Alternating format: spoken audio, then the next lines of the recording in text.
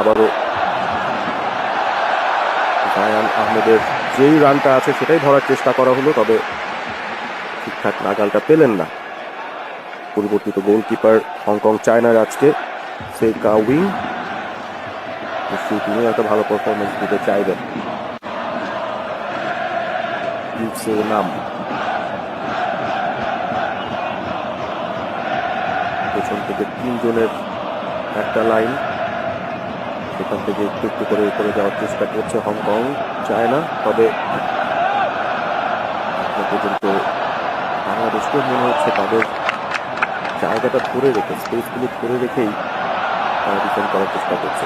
অনেকটা ডেসপারেট, এই প্লেয়ার্সের মধ্যে খুব একটা ফিটনেস ছিল না, কিন্তু বর্মন ছুটে এসে ক্লিয়ার করলেন। আপাতত মুহূর্তে বিপদ মুক্ত থাকাটাই বোধহয় মূল কাজ হবে বাংলাদেশে। আমরা দেখছি যে বাংলাদেশ তারা কিন্তু ম্যান টু ম্যান প্রেসে যাচ্ছে না, অনেকটাই জোনাল ভাবে তারা ডিফেন্ডিং করার চেষ্টা করছে।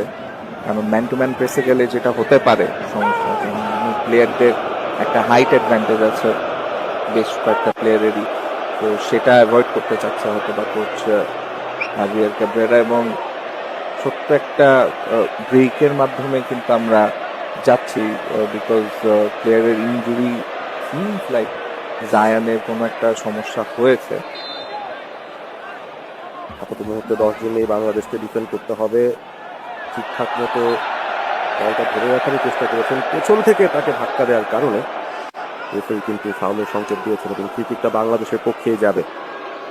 এএফসি এশিয়ান কাপ কোয়ালিফায়ার্সের যে সমীকরণটা বাংলাদেশের সামনে, সেখানে এই ম্যাচ সহ সামনের আরও 2টো ম্যাচ রয়েছে, সবগুলো ম্যাচ জিততে হবে, তাহলেই বাংলাদেশ 10 পয়েন্টে পৌঁছতে পারবে এবং সেখান থেকে হয়তো একটা ক্ষীণ আশা থাকবে। যদি বাদ বাকি সমীকরণগুলো মিলে যায় তাহলে মূল পর্বে যাওয়ার ভালো একটা আক্রমণ। ফার্স্ট ম্যাচেই ডান প্রান্ত দিয়ে ছুটে যাওয়া, এবারে অবশ্য খুব ভালো মতন মার্ক করে রেখেছেন লিওন জোন্স। বাকিদের রানটাকে ঠিক আগে থেকেই দেখে তারপর কিন্তু বলের উপর তাকে নিয়ন্ত্রণটা রাখতে দেননি। শুরুটা খারাপ হয়নি বাংলাদেশ, তারা অন্তত কোনো একটা উইং ধরে এগিয়ে যাওয়ার চেষ্টা করছে শুরু থেকে। হংকং তাদের যে উচ্চতার অ্যাডভান্টেজটা আছে সেটাই কিন্তু ব্যবহার করার চেষ্টা করছে। বেশ কয়েকবার দেখছি তাদের উইং ব্যাটসরা, ইভেন সেন্টার ব্যাটসরাও লং বল দিয়ে তাদের ফরওয়ার্ডদের খোঁজার চেষ্টা করছেন। জাভিয়ার ক্যাব্রেরার উপর অনেক চাপ, দায়িত্বের সাথে চাপ অনেক বেশি। হামজা চৌধুরী কিংবা সুমিত শর্মার কোয়ালিটির ক্যালিবারের প্লেয়ারদের পেয়েও যখন রেজাল্টস আসছে না, তখন কিন্তু চাপটা অনেক বেশি বেড়ে যায়। এবং আমরা যদি লক্ষ্য করি হংকং বারবারই চেষ্টা করছে এই ধরনের লফটেড বল অথবা লফটেড থ্রু বল দিয়ে আক্রমণ করার, কারণ তাদের সামনে আজকে ক্যাপ্টেন ম্যাট ওর তিনি আছেন। তার যেই ফিজিক্যাল স্ট্রেংথ বা shoulder two shoulder tackling ability দুটাই অসাধারণ, সেটার কারণে হংকং কিন্তু তাকে একটা ভালো টার্গেট ম্যান হিসাবে ব্যবহার করার চেষ্টা করছে।